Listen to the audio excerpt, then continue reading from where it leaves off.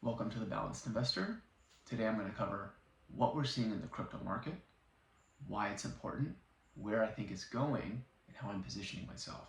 And then I'm going to follow up with my trading strategy of my 60-40 approach to markets, where I do 60% passive investing, and I do 40% actively traded in precious metals, crypto, and tech stocks, and how that's shielded my volatility and allowed me to kind of ride this wave and hopefully ride the next wave. So let's jump into market commentary. Crypto, big sell-off. We had a little relief rally from the major sell-offs that just happened up to 91K. And here we come Monday morning. We have a monthly roll to December, sells off to 85K.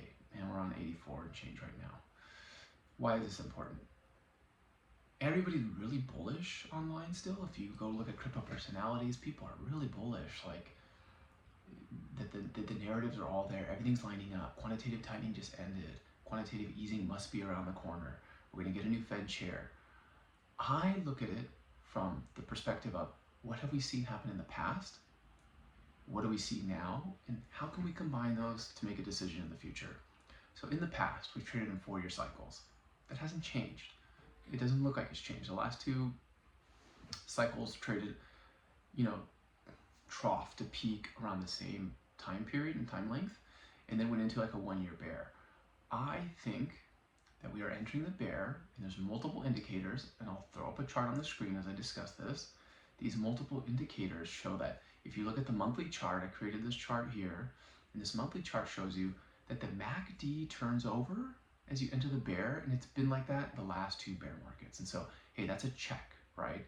We don't see that happen any other time except for entering the bear. You can see the RSIs are also weak. You can see that we also crossed over the 50-week moving average. These are all indicators showing us this only happens when you go into a bear, and they're all checking off right now. So why would this be any different?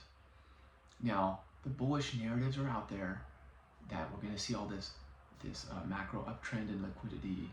But in my opinion, I'm looking at what has happened, and that's telling me we're entering a bear market. And then if I also look at the bullish narratives in the FUD, Jerome Powell, if he sticks around till the end of his time, he'll be here till May of 2026. He may not get removed. And so if he's here till May of 2026, we won't get someone new, and until after that, you can expect the liquidity to really ramp up in second half of 2026. But second half of 2026, looking at my chart, puts us towards the end of the bear market in crypto. And so things are all kind of lining up where you say, okay, on a technical basis and historical basis, the 1-year bear market's going to take us down, and I'm thinking something like 60K, and that's only a 50% drawdown from the all-time high. And then if we go to 50 or 40K, you continue to buy. And in my opinion, I think 40K is the absolute bottom. Like if we have, digital asset treasuries falling apart and Armageddon, I think 40K is like the bottom we're going to see this time around, because that's when the ETFs debuted. And so those all went live around the 40K level, and they all got bid up at that level. And so it makes me think that there's going to be a lot of concentration at that 40K level. There's a lot of prior technicals showing that we sat at the 40K level for quite some time consolidating. So that's my rock bottom case. 40K, I'm going to do my first bids at 60K, and between 60 and 40, I'm a buyer. And I'm looking to buy 3 things. Looking to buy Bitcoin, looking to buy IBIT calls, and I'm looking to buy digital asset treasuries that are distressed. And so that means that they have like negative NAV multiples. So what that means is the market is telling you, hey, these companies, these negative NAV companies, are not creditworthy, and we don't trust them. And so even though their Bitcoin is worth so much money, we only value them at a lower level because there's counterparty credit risk with these companies. And so for that reason, you're taking a gamble on them, because the rest of the market's saying like, no, I don't trust them that much. But that's where if you buy those in the bear and we ride back into the bull, those negative NAV multiples that are, let's say 0.85, your Bitcoin has a 15% discount, will ride back to parity at 1 and may even get a premium in the future. And so then you really get that additional headwind, tailwind to help you kind of get additional. So in the marketplace, we went over my chart. Things don't look great. I think we're in the bear, and I think we're going to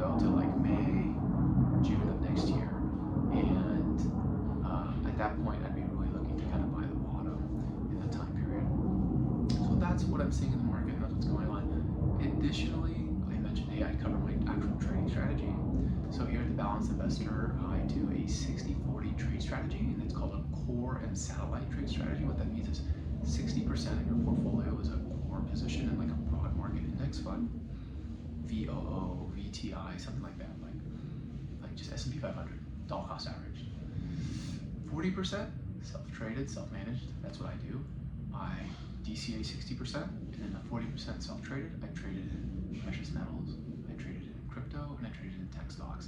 I like to keep things in threes to keep it simple. And then when I go into each of those categories, I tend to trade just 3 things. So that means I'm only actively trading really 9 things at a time, 10 things at a time.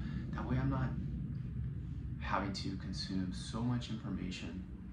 I can really follow these categories. And so to me, I tell myself, okay, within the precious metals category, I trade gold and silver, because that makes a lot of sense. And then if I want to go additionally out on the risk curve to make more money, maybe I'll buy miners, so like the GDX or something like that, the majors. When I go into crypto, typically I buy only Bitcoin and Ethereum, and maybe I'll pick another top layer one like Solana, and that's it. But what I typically do is I typically just focus on Bitcoin, and I'll buy like spot Bitcoin ETFs. I'll buy digital asset treasuries when they look attractive, and maybe I'll run derivatives on top of that. So that's like buying options and stuff, and that's it. Because even though Bitcoin's considered the slowest mover in crypto, there's so many ways to chop up the trade on it that you can chase plenty of risk on it if you want, and just focus on the Bitcoin narrative and just learn about Bitcoin. And when it comes to tech stocks, at this moment, it's really Nvidia, Tesla, and Google. Those are the 3 I'm really touching. There's a lot of other great companies. Broadcom, I think, is looking really good right now. But for me, I think Nvidia had a lot of FUD around it. It's sold off. It's still a strong company. To me, that's something that's a little bit better to hold right now. So, in summary, right, crypto markets in an Armageddon, it may rally back up. We could go back to 100K. But if I look at history and I look at what I study and what I see, I think we're going to go into a bear market in 2026. I don't think the liquidity is really going to ramp up until second half of 2026. Yes, we're going to get a cut in December of 25 bips. Maybe. But until Jerome Powell gets replaced, and remember, the Fed is a council of seats. So yes, Jerome Powell is the chairman, but there needs to be changing of the guard for decreased interest rates, which is likely going to happen. But I don't think it's going to happen until next year, until we see more damage happen in the economy and more damage in the markets. We're at all-time highs, right? And so right now, I think for me, I'm out and I'm watching and I'm sitting on 20% cash. That way, if an opportunity comes up, I'm ready to deploy and buy. And then, so the rest of my portfolio, right? 60% broad market, markets are at all-time highs. That's carrying my portfolio, great. Crypto just sold off. It didn't shock me that much because I was selling on the way out of the volatility, and my 60% portion, my broad market ETF portion, has rallied, so doing really well. So in a high level, that's what's going on in crypto. That's kind of how I trade my background. I will do a more formal video on the 60-40 trading strategy that I do and how that works well with crypto, precious metals, and tech stocks and broad market funds, and how it allows me to kind of sleep at night but still be in the game trading and chasing alpha. Because my background is I'm a commodities trader by day. I'm a father of 3, and this is kind of what I live and breathe and do and what I really enjoy. And so I'm going to continue to make videos like this and share them. Hoping you learned something cool today. If not, tell me how I can improve it. Write in the comments, But yeah, if you liked it, stick around, subscribe. All right, you guys have a good one. Thanks.